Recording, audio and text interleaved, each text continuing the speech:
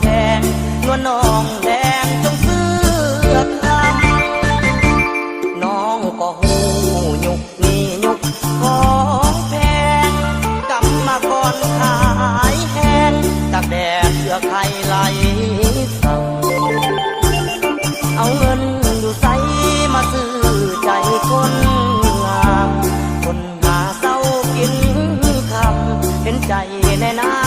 ความจนเสียใจเขาลืมไหลหาเก่ามีคุณลูกห้วยรอเรามาขอน้องเจ้าแต่งงานได้หับบัตรเชิญให้ไอ้มาร่วมงานพ่อแม่น้องคงซื้อบ้านส่วนไอ้นั้นมันน้อยใจจนเงินแต่งบ่ได้น้องแดงมาคองจนทั้งเงินทั้งทองพร้อมกระดองของใสขาดเกินเงินคำบ่ได้คนงามเพียงกายวาสนา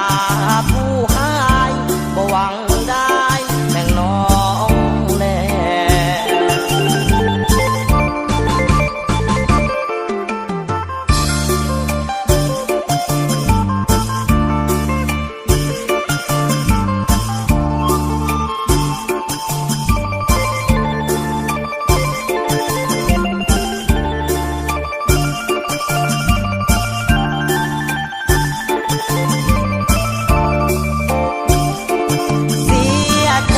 เขาลืมไหลหาเก่ามีคุณลูกห้วยรอเรามาขอน้องเจ้าแต่งงาน